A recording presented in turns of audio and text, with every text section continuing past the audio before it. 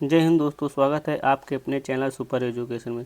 दोस्तों आज का हमारा टॉपिक है हिंदी साहित्य। और हिंदी साहित्य में पढ़ेंगे हम आधुनिक काल के प्रसिद्ध कवि एवं उनकी प्रसिद्ध रचनाएं। अब हम देखते हैं कि आधुनिक काल को गद्य काल भी कहते हैं।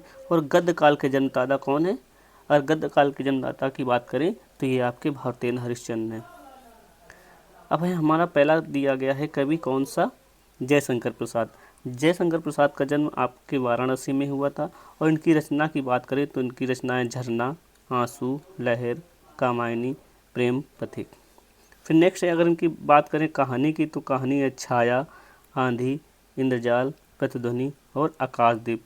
अगर हम इनकी नाटक की बात करें तो इनके नाटक हैं चंद्रगुप्त, स्कंदगुप्त, राजश्री और ध्रुव स्वामी। ये आपके मुख्य हैं और इनसे आपके प्रश्न बनते हैं। फिर नेक्स्ट अगर हम उपन्यास की बात करें तो ये है आपकी तितली, कंकाल, इरावती। दोस्तों ये जो आपका इरावती है ये क्या है? अधूरा इनका उपन्यास है। कौन सा? इरावती इनका अधूरा उपन्यास है। अगर हम बात करें कि गार्डन ऑफ लोन लाइन्स आंसू का अंग्रेजी अनुवाद है। कौन सी कविता आपकी रचना है? आंसू। आंसू का ये अंग्रेजी अनुवाद है। फिर नेक्स्ट कवि दिए गए हैं रामधारी सिंह दिनकर। अगर रामधारी सिंह दिनकर की बात करें तो इनका जन्म मुंगेर बिहार में हुआ था। और इनकी रचनाएं हैं रश्मरथी, उर्वशी, हुंकार, कुरुक्षेत्र, परशुराम की प्रतिज्ञा, हाहाकार और संस्कृत के 4 अध्याय। ये प्रसिद्ध क्या है? ये प्रसिद्ध आलोचक रहे हैं। उर्वशी के लिए इनको क्या ज्ञानपीठ पुरस्कार दिया गया है? उर्वशी के लिए इनके ज्ञानपीठ पुरस्कार मिला है। और इनको संस्कृत के 4 अध्याय के लिए क्या मिला है? साहित्य अकादमी पुरस्कार। दोस्तों ये आपके बहुत ही इम्पोर्टेंट है, जो आपके एग्जाम में पूछे जाएंगे। फिर नेक्स्ट है कवित्री आपकी महादेवी वर्मा। दोस्तों मोस्ट इम्पॉर्टेंट है। क्या है ये? इम्पॉर्टेंट है दोस्तों। इनका जन्म कहाँ हुआ था? इनका जन्म फर्रुखाबाद यूपी में हुआ था।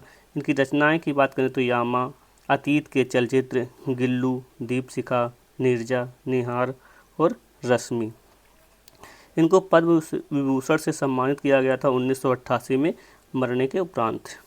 इन्हें आधुनिक युग की मीरा कहते हैं। और यामा के लिए इनको क्या मिला था? यामा के लिए इनको ज्ञानपीठ पुरस्कार मिला था दोस्तों।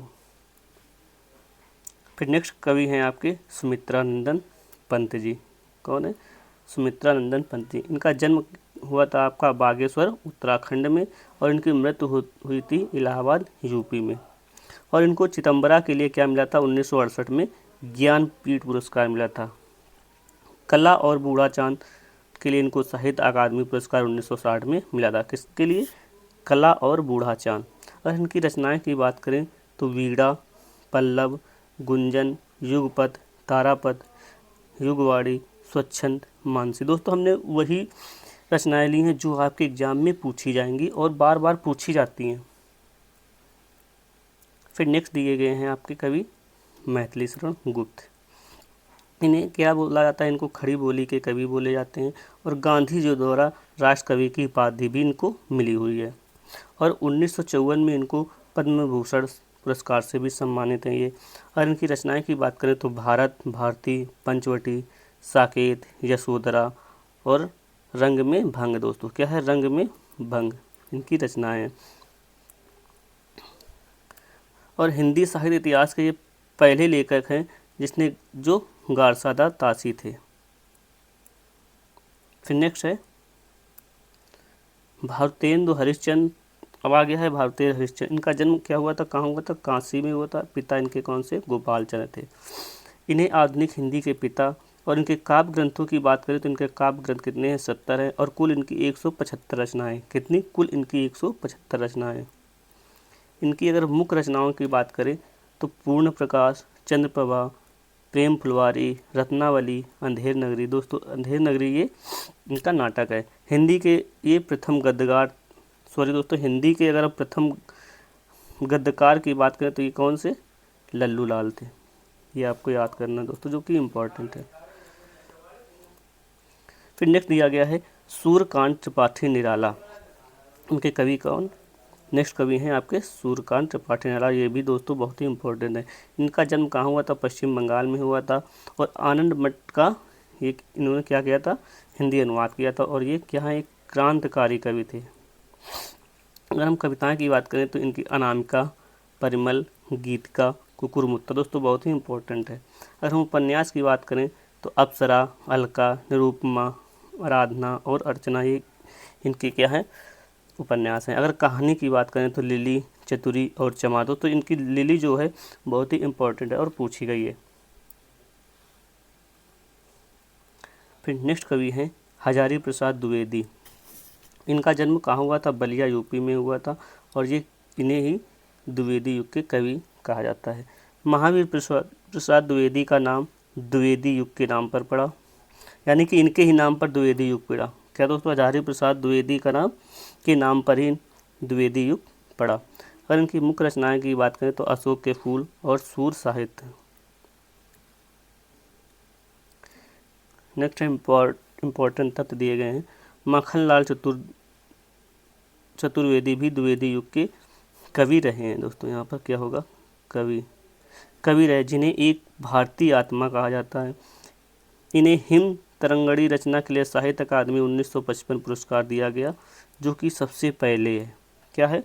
जो कि सबसे पहले है, यानी कि सबसे पहले अगर साहित्य अकादमी पुरस्कार की बात करें तो 1955 में मिला था। किसको? माखनलाल चतुर्वेदी को।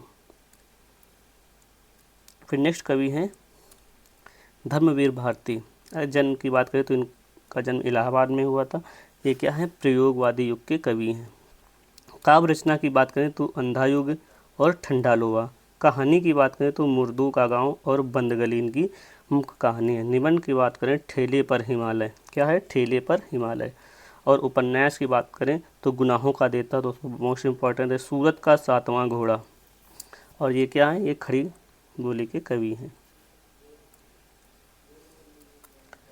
फिर नेक्स्ट कवि है दोस्तों, मोस्ट इम्पॉर्टेंट कवि हैं कौन से? मुंशी प्रेमचंद। इनका जन्म दोस्तों वाराणसी यूपी में हुआ था। ये प्रसिद्ध उपन्यासकार थे। इनके प्रसिद्ध उपन्यास हैं गोदान, गबन, कर्मभूमि, रंगभूमि, सेवा सदन, प्रेमा, वरदान, निर्मला, प्रतिज्ञा, मंगलसूत्र और अधूरा। ये क्या है? मंगलसूत्र इनका क्या है? ये अधूरा उपन्यास है।